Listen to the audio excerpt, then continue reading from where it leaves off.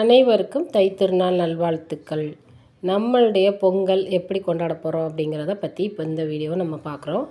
மா இலை, தும்பப்பூ, அடுத்து வந்து கன்றுப்புள்ள செடி, அடுத்து வந்து ஆவாரம்பூ, அதோடு வந்து பிரண்டை வச்சு கட்டி வாசலில் தோரணமாக கட்டியாச்சு. நம்மளுடைய முன்னோர்கள் எங்கள் வீட்டில் எங்கள் அம்மா அப்பாலாம் என்ன பண்ணாங்கன்னா, பசுஞ்சாணத்தில் பிள்ளையார் பிடிச்சி வைப்பாங்க. அதோட செம்மண் கட்டி வச்சு பிள்ளையாரையும் பிடிச்சி வைப்பாங்க. 2 பிள்ளையார் பிடிச்சி வைப்பாங்க. அதை முதல்ல பிள்ளையாரை பிடிச்சி வச்சுட்டு தான் பொங்கலே வாசலில் வைப்பாங்க. இதுக்கு மஞ்சள் குங்குமம் வச்சுட்டு ஒரு அச்சு வெல்லத்தை எடுத்து சாமிக்கு வந்து நெய்வேதனமாக வச்சுருவாங்க. ஒரு பூ வச்சு நெய்வேதனமாக வச்சுட்டு அடுத்ததாக வந்து நம்மளுடைய வந்து பொங்கலை வந்து ஆரம்பிப்பாங்க. வாசலில் தான் வந்து பொங்கல் வந்து வைக்கிறது வழக்கம் எப்போதுமே. நம்ம அப்பார்ட்மெண்ட்டில் இருக்கிறதுனால நம்ம வந்து வீட்டில் கிச்சன்லேயே வைக்கிறோம். வாசலில் வைக்கும்போது அங்கே கிடைக்கக்கூடிய முன்னாடியே ஒரு மாதத்துக்கு முன்னாடியே விறகு இல்லைன்னா வந்து கிராமத்துலேருந்து பார்த்திங்கன்னா எங்கள் ஊர் நகர்ப்புறங்கிறதுனால அங்கே கிராமத்துலேருந்து சுள்ளி இந்த மாதிரி குச்சி, அதாவது வந்து விறகு குச்சியெல்லாம் எடுத்துகிட்டு வந்து வியாபாரிங்க விற்பாங்க. ஒரு வாரத்துக்கு முன்னாடியே எடுத்ததெல்லாம் வெயிலில் காய போட்டு கட்டி வச்சுருவாங்க தனியாக. முதல்ல பார்த்திங்கன்னா சக்கரை பொங்கலுக்கு தான் நம்ம வந்து அடுப்பேற்றணும். சக்கரை பொங்கலுக்கு வந்து நம்ம பால் விட்டு நம்ம வந்து கொஞ்சம் அந்த அரிசி களைஞ்ச தண்ணியும் சேர்த்துட்டு வந்து சக்கரை பொங்கல் வைக்கணும். ஒரு வீட்டுக்கு 2 பானைங்கிற மாதிரி கணக்கில் தான் வைக்கணும். நம்ம வந்து ஒன்று வெண்பொங்கல், இன்னொன்று சக்கரை பொங்கல். இப்போ வந்து சக்கரை பொங்கல் ஃபஸ்ட்டு வந்து நம்ம வந்து விறகடுப்பில் வைக்க ஆரம்பிக்கணும். அது நல்லா வந்து பொங்கி வரணும். அந்த பால் பொங்குறத வந்து ஒரு இல்லத்தோட வந்து சுபிச்சத்தை, ஒரு குடும்பத்துக்கு ஒரு சுபிச்சத்தை சொல்லுவாங்க. இப்போ இந்த பச்சரிசியும் கொஞ்சமாக ஒரு 2 டேபிள் ஸ்பூன் பாசிப்பருப்பு கலந்த மாதிரி வைக்கிறது என்னென்னா, ஒரு கணவன் மனைவி ஒற்றுமையை குறிக்கிறது தான் பச்சரிசியும் இந்த பாசிப்பருப்பும். இப்போ இந்த பொங்கல் பார்த்திங்கன்னா சின்ன பானை வச்சுருக்கேன். வெண்கல பானையில் வச்சோம்னா அதோட தனி சுவையாக இருக்கும். வெண்கல பானையில் வைக்கிற பொங்கல் அவ்வளோ வந்து கெட்டும் போகாது, 3 நாள் ஆனாலும் கெட்டு போகாது. அந்த மாதிரி நல்லா வந்து டேஸ்ட்டாகவும் இருக்கும். நம்ம வந்து இந்த சக்கரை பொங்கல் வந்து அவ்வளோ அருமையாக இருக்கும் இந்த வெண்கல பானையில் வைக்கிறது. சின்ன வெண்கலம் பார்த்திங்கன்னா 300 கிராம் அரிசி பிடிக்கும். அதே மாதிரி பெரிய வெண்கல பானை பார்த்திங்கன்னா 1.5 கிலோ அரிசி பிடிக்கிற மாதிரி நான் வச்சுருக்கேன். வெண்கல பானையில் வைக்கிறது வந்து உடம்புக்கும் நல்லது. ஆனால் நம்ம முன்னோர்கள் பார்த்திங்கன்னா அப்பப்போ புதுசாக பானை வாங்கி தான், மண்பானை வாங்கி தான் வெண்பொங்கல், சக்கரை பொங்கல் 2மே வைப்பாங்க. இப்போல்லாம் அது வந்து சாத்தியம் கிடையாது. அப்படிங்கிறதுனால பால் பொங்குறதுலேயும் ஒரு சாஸ்திரம் இருக்குங்க.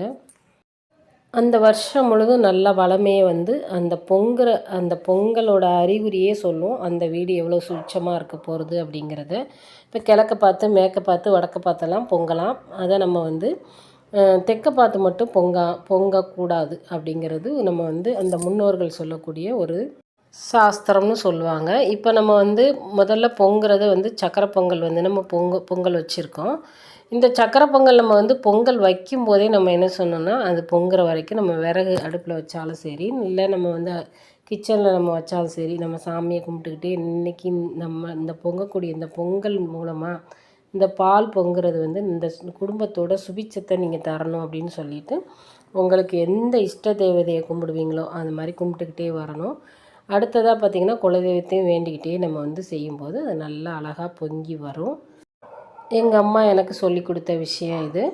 அடுத்ததாக பார்த்திங்கன்னா நம்ம வந்து இந்த மாதிரி நம்ம பொங்கி வந்த உடனே நம்ம வந்து அரிசியை நம்ம வந்து குலவை விட்டுக்கிட்டோ இல்லை பொங்கல் சொல்லிக்கிட்டோ நம்ம வந்து 3 தடவை அந்த பொங்க பானையை சுற்றிட்டு மறுபடியும் அந்த அரிசியை உள்ளே போடணும். வீட்டில் இருக்க எல்லாருமே அந்த வந்து 3 தடவை அந்த அரிசியை நம்ம போட்டுட்டு தண்ணியை வந்து அடுத்து கோதணும். தண்ணியை வந்து வெளியில் எடுத்துக்கணும். நம்ம எந்த அளவுக்கு தண்ணி தேவையோ அந்த அளவுக்கு தண்ணி வச்சுட்டு மீத தண்ணியை வெளியே எடுக்கணும். அதாவது நம்ம அரிசி வந்து ஒரு பங்கு உள்ளே நிற்கிதுன்னா அதுக்கு இன்னொரு பங்கு வந்து தண்ணி மேலே நிற்கணும். அதை நம்ம வந்து கரண்டியை வச்சே பார்த்தாலே நமக்கு வந்து மெஷர்மெண்ட்டு தெரியும். ஒரு அரிசியும் அதோட கொஞ்சம் தண்ணி ஒரு பங்கு எக்ஸ்ட்ராவும் இருக்கிற மாதிரி நம்ம பார்த்துக்கணும். இது மாதிரி தான் வந்து பொங்கலுக்கு வந்து போட்டுட்டு நல்லா கரண்டியை வச்சு நல்லா கிண்டி விட்டுறணும், அடியில் பிடிக்காத மாதிரி. இப்போ நம்ம வந்து வெண்பொங்கலுக்கு இதே மாதிரி தான், இதே ப்ரொசீஜர் தான். இந்த தண்ணியை நம்ம வந்து எல்லோரும் போட்டு முடிச்சுட்டு தண்ணியை வந்து சடனாக உடனே எடுத்துடணும். ஒரு பங்கு அரிசிக்கு 2 பங்கு தண்ணி அந்த மாதிரி பார்த்து நம்ம வந்து தண்ணியை எடுத்துகிட்டு மறுபடியும் மிச்சம் இருக்க அரிசியெல்லாம் போட்டுட்டு நல்லா கிண்டி அப்பப்போ கிண்டி விடணும். சக்கரை பொங்கலுக்கு நல்லாவே கிண்டணும். இந்த பொங்கலுக்கு அந்தளவுக்கு அப்பப்போ கிண்டி விட்டாலே போதும். சக்கரை பொங்கலுக்கு வெல்லத்தை போட்டு வெல்லம் நல்லா கரைஞ்சாலுமே நல்லா பாகு பதத்துக்கு நல்லா வந்து அல்வா பதத்துக்கு வர்ற வரைக்கும் நல்லா சிம்லேயே வச்சு முன்னாடிலாம் பார்த்திங்கன்னா நம்ம முன்னோர்கள்லாம் பார்த்திங்கன்னா பொங்கல் வருது அப்படின்னு சொன்னாலே வீட்டை சுத்தம் பண்ணுறது எப்படின்னா சுண்ணாம்பு வச்சு தான் ஒயிட் வாஷ்லாம் பண்ணுவாங்க. வெள்ளை அடித்தா தான் பொங்கலே வைக்கிற வழக்கம் உண்டு. வீட்டெல்லாம் சுத்தம் பண்ணணும் அப்படின்னா சுண்ணாம்பு வச்சு வெள்ளை அடிப்பாங்க.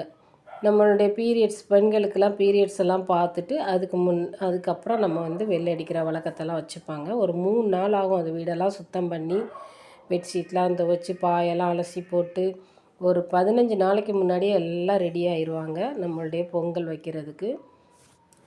இல்லாத பழசெல்லாம் கழிச்சு போட்டுட்டு, எல்லா பித்தளை பானை, அண்டா குண்டா எல்லாம் கழுவி கவுத்தி வீட்டில் பொங்கல் வைக்குது அப்படின்னாலே வந்து எல்லாம் வீடே சுத்தமாக இருக்கும். அவ்வளோ ஒரு மங்களகரமாக இருக்கும் வீடே. பார்த்திங்கன்னா அவ்வளோ பளிச்சுன்னு கூட ஆயிரும். எங்கள் வீட்டில் சின்ன பிள்ளையில இந்த மாதிரிலாம் நாங்கள் பண்ணியிருக்கோம். எனக்கு அதனால் ஞாபகம் இருக்குது. இப்போ நம்ம அப்பார்ட்மெண்ட் அந்த மாதிரிலாம் வந்து வீட்டையே சுத்தம் பண்ண முடியாது. ஓரளவுக்கு நம்ம வந்து பெட்ஷீட் துவைக்கிறதோ, இல்லை வீட்டில் ஒட்டடை அடிக்கிறது, ஃபேனை துடைக்கிறது, பழைய நம்முடைய பாத்திரம் யூஸ் பண்ணக்கூடிய பாத்திரத்தெல்லாம் க்ளீன் பண்ணி, கிச்சன்லாம் க்ளீன் பண்ணி ஓரளவுக்கு நம்ம வந்து பொங்கல் வந்து வைக்கிறதுக்கு ரெடி பண்ணி வச்சுருக்கோம். வீடெல்லாம் துடைச்சி ஓரளவு ஒட்டடையெல்லாம் எடுத்துகிட்டு, பழைய தூசியெல்லாம் எடுத்து க்ளீன் பண்ணிவிட்டு, தேவையில்லாத பொருளெல்லாம் வெளியே போட்டு, இந்த மாதிரி தான் நம்ம வந்து இந்த பொங்கலை நம்ம இப்போதைக்கு நம்ம செய்ய முடியுது. இப்போ உள்ள பசங்களுக்கெல்லாம் பார்த்திங்கன்னா, நம்ம எதுக்கு பொங்கல் வைக்கிறோம்னா ஒரு செலிப்ரேஷன் அப்படிங்கிற மாதிரி அவங்களுக்கு வந்து மைண்டில் செட் ஆயிடுச்சு. பொங்கல்னால் என்ன, எதுக்காக வைக்கிறோம் அப்படின்னா, சூரிய பகவானுக்கு நன்றி செலுத்துகிற விதமாக, இயற்கைக்கு நன்றி செலுத்துகிற விதமாக, அதே மாதிரி நம்மளுடைய உணவுப் பொருட்கள் விளைவிக்கக்கூடிய விவசாயத்திற்கு பேருதவியாக இருக்கக்கூடிய சூரிய பகவானுக்கு நம்ம நன்றி செலுத்துகிறோம். இயற்கையாகிய பஞ்சபூதத்திற்கும் நன்றி செலுத்துகிற விதமாக ஆடிப்பட்டத்தில் விதைச்ச நெல், அதே மாதிரி காய்கறிகளாக இருக்கட்டும், பழங்களாக இருக்கட்டும், எல்லாமே ஆடிப்பட்டத்தில் விதைச்சி தை மாதத்தில் அறுவடை பண்ணுவாங்க. அந்த அறுவடை பார்த்திங்கன்னா அவ்வளோ அமோகமாக இருக்கும். அதுக்கு நம்ம வந்து நன்றி செலுத்தக்கூடிய, மழை தந்த சூரிய பகவானுக்கு எல்லாத்துக்குமே நன்றி செலுத்துகிற விதமாக, இந்த உலகம் வந்து அமைதியாக இப்படி போகணும் அப்படின்னா, நல்லா எல்லாமே நமக்கு கிடைக்கணும் அப்படின்னா சூரிய பகவான் இல்லைன்னா எதுவுமே கிடையாது. அவருக்கு நம்ம நன்றி செலுத்துகிற விதமாக இந்த பொங்கலை சிறப்பாக கொண்டாடுறோம்.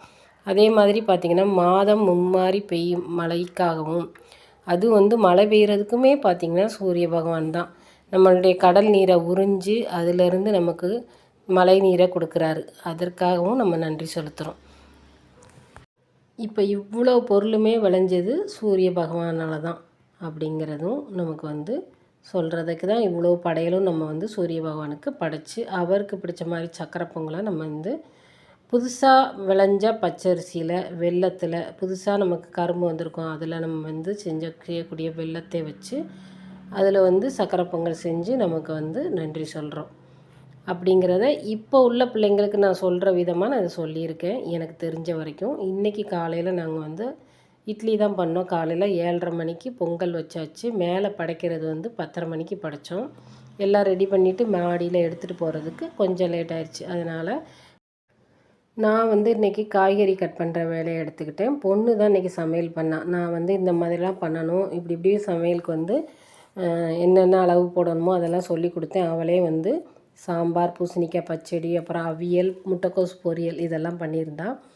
எப்போதுமே நாங்கள் வந்து இந்த மாதிரி இலை நிறைய வந்து இன்னுமே நம்ம நிறையா வைக்கலாம். ஆனால் வந்து டைமிங் வந்து அவ்வளோதான் இருக்கும். அதுக்கு மேலே நம்ம ரொம்ப அசந்து போயிடுவோம். அப்படிங்கிறதுனால நானும் என் பொண்ணு தான் சமையல் பண்ணோம். அதனால் ஓரளவுக்கு சாம்பார், அவியல், அடுத்து வந்து பச்சடி, பூசணிக்காய் பச்சடி மெயினாக வைக்கணும். அதுக்கு பிறகு அவியல், எல்லா காயும் போட்டு அவியல், அது மாதிரி எல்லா காயும் போட்டு சாம்பார். அதாவது சர்க்கரை வள்ளிக்கிழங்கு, உருளைக்கிழங்கு, அப்புறம் முள்ளங்கி, கேரட், முள்ளங்கி, முருங்கைக்காய், அப்புறம் மாங்காய், அவரைக்காய், அப்புறம் வந்து மொச்சக்கொட்டை அதெல்லாம் போட்டு கலந்த சாம்பாருங்க மாதிரி வச்சுருக்கோம். இது வந்து காஞ்ச மிளகாய் அரைச்சி அந்த அரைச்ச சாம்பார் தான் பண்ணியிருந்தான். இதெல்லாம் செஞ்சு சாப்பிட்றதுக்கு கரெக்டாக ஒரு 2:30 மணி ஆயிடுச்சு. அடுத்து வந்து நாங்கள் காலையிலேயே இந்த மாதிரி ஃபோட்டோலாம் நம்மளுடைய மகிழ்ச்சியை கொண்டாடுறதுமா எல்லாருமே வந்து இந்த ட்ரெஸ் தான் எடுத்திருந்தோம். ஃபோட்டோ எடுத்துக்கிட்ட ஒரு நினைவுகளுக்காக. அனைவருக்கும் நன்றி.